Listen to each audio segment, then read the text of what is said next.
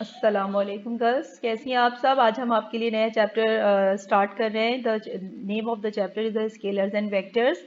Matric में आप इसके बारे में थोड़ा पढ़कर आई हैं, बेसिक पढ़कर आई हैं कि स्केलर्स क्या होते हैं, वेक्टर्स क्या होते हैं, लेकिन हम आगे इसको और एक्सप्लेन करेंगे। लेकिन जो basic is that the physical quantities can be characterized into two groups. Number one is the scalar and number two is the vector. Scalars are those physical quantities which can be described by their magnitude along with the suitable unit, and these quantities do not have the direction. इसके examples हैं distance, mass, time, temperature, density, volume, area, speed, work, power, energy and frequency. और इसके scalars can be added and separated by the ordinary algebraic rules. But vectors are दो। अब हम इसको explain करेंगे कि दरअसल स्केलर है क्या, व्हाट इज स्केलर। अब अगर हम बात करते हैं, किसी से कहते हैं कि मेरे पास एक कार है और मैं कहना चाह रही हूँ कि इस कार की लंबाई जो है वो है 4.5, और खाली मैं 4.5 कह दूंगी तब भी बात नहीं होगी। लेकिन अगर मैं उसके साथ मुझे बताना होगा 4.5 क्या, किलोमीटर, मीटर, सेंटीमीटर, तो मुझे अपनी बात को एक्सप्लेन करने के लिए, बताने के लिए, अपनी बात की वजाहत के लिए मुझे उसकी मैग्नीट्यूड के साथ साथ यूनिट की भी ज़रूरत है। तो मैं बात करूंगी कि length of a car is 4.5 metre, और लेंथ जो है दरअसल यहाँ पे फिजिकल क्वांटिटी है, और 4.5 is the magnitude and metre is the unit. तो स्केलर क्वांटिटीज वो क्वांटिटीज हैं जिनको एक्सप्लेन करने के लिए दो चीज़ों की ज़रूरत होती है। किन चीज़ों की? Magnitude as well as the unit. Further अब यहाँ पे एक गोल्ड बार लिखा हुआ है, आपको नजर आ रहा है। इसमें mass of the gold bar is 1 kg। Mass is a physical quantity and 1 is the magnitude, kg is the unit. बात पूरी कंप्लीट हो गई। अब यहाँ पे time is 12.76 second. Stop watch में आपको टाइम नजर आ रहा है। Time is a physical quantity, second is the unit and 12.76 is the magnitude. बात समझ में आ गई कि इतना इस वक्त टाइम जो है वो इतना हो रहा है। Temperature is also the physical quantity, and 36.8 is the magnitude and degree centigrade is the unit. तो हम ये कह सकते हैं कि scalar is a physical quantity that has only a magnitude with suitable unit. अब यहाँ पे आप इसका इजाफा कर लीजिए। इसकी एग्जांपल्स आपको नजर आ रही हैं, mass, length, time, temperature, volume, density and etcetera. अब आप बात करते हैं हम इस वेक्टर क्या चीज है। Vectors are those physical quantities which have magnitude as well as direction along with a suitable unit. And vector quantity cannot be added, subtracted, divided by the ordinary algebraic rules. तो हमें इसकी बहुत सारी examples हैं, displacement, velocity, acceleration. अब अगर हमें कहीं बात करनी है कि अगर हमें कहीं जाना है, अभी तो यहाँ पे मैप में आपको ये नज़र आ रहा है कि डायग्राम से हम अब थोड़ा सा एक्सप्लेन करेंगे आपको कि ये एक मैप है और इसके अंदर दो एरोज नज़र आ रहे हैं आपको। एक एरो जाहिर कर रहा है कैलिफोर्निया का और दूसरा जाहिर कर रहा है नॉर्थ कैरोलिना। तो बताया जा रहा है कि position of California from north Carolina is 3600 kilometre. तो पोजीशन, यहाँ पे जो पोजीशन है वो फिजिकल क्वांटिटी है, वेस्ट डायरेक्शन है, और मैग्नीट्यूड आपको गिवन है विद यूनिट। तो बात क्लियर हो गई। हम ये बताना चाह रहे हैं कि जो कैलिफोर्निया की जो पोजीशन है नॉर्थ कैरोलिना से इतने किलोमीटर है वेस्ट में। अगर आप वेस्ट को छोड़ देंगी तो बात कंप्लीट नहीं होगी, पता ही नहीं चलेगा कि डायरेक्शन क्या है।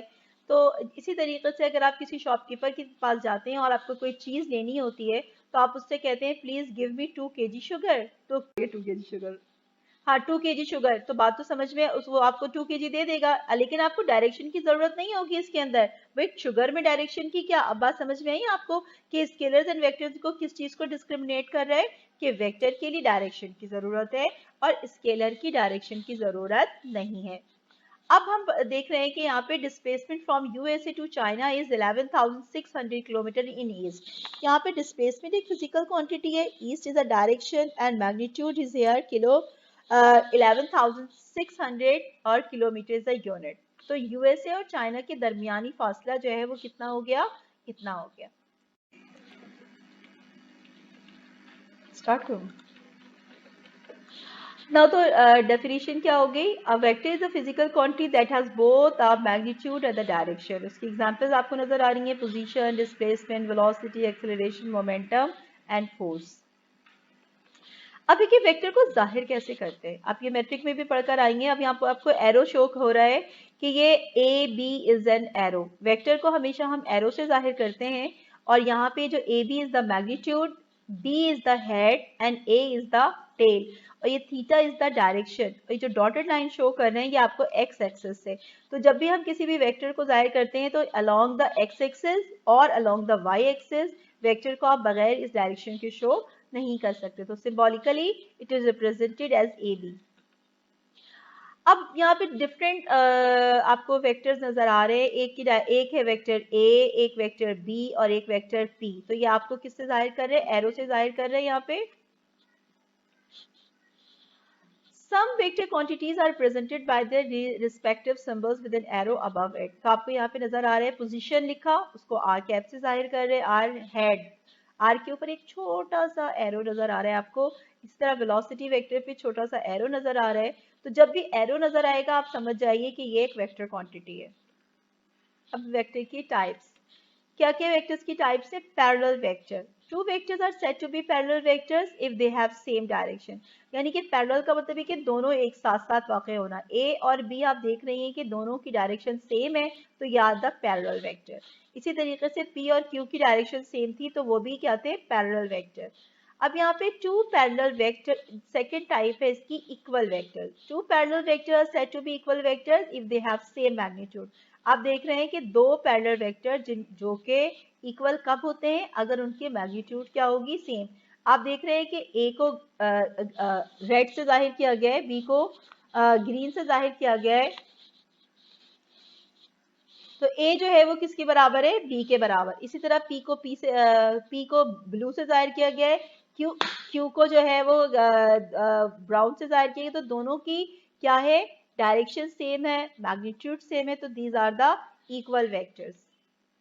अब यहाँ पे एंटी पैरेलल बहुत ही इंपॉर्टेंट कॉन्सेप्ट है ये, पैरेलल और एंटी पैरेलल का। पैरेलल में दोनों की डायरेक्शन सेम थी, और एंटी पैरेलल का मतलब क्या होता है कि two vectors said to be anti parallel vectors if they are in opposite direction, यानी कि दोनों अगर एक दूसरे के अपोजिट डायरेक्शन में हो। अब यहाँ पे नजर आ रहा है कि ए बड़ा भी नजर आ रहा है, बी छोटा भी नजर आ रहा है, तो ये दोनों के मैग्नीट्यूड भी अलग है, और ये एंटी पैरेलल है। इसी तरीके से पी और क्यू भी, these are the anti parallel vectors. Negative vector is a very important vector. Two anti-parallel vectors are said to be negative vector if they have same magnitude। अब आप देखिए इससे पहले वाली स्लाइड में आपने देखा था कि वेक्टर्स की मैग्नीट्यूड्स भी ऊपर नीचे थी, कम ज्यादा थी। लेकिन अब नेगेटिव वेक्टर में क्या होगा कि दो एंटी पैरेलल वेक्टर्स जिनको हम ऐड करेंगे to be a negative vector if they have same magnitude. A की डायरेक्शन नीचे है, बी की ऊपर है, तो A is equal to minus B.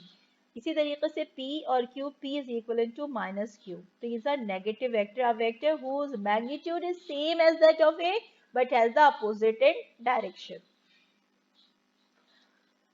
Collinear vectors. अच्छा, collinear vectors का मतलब ये है कि two vectors said to be collinear if they act along the same line।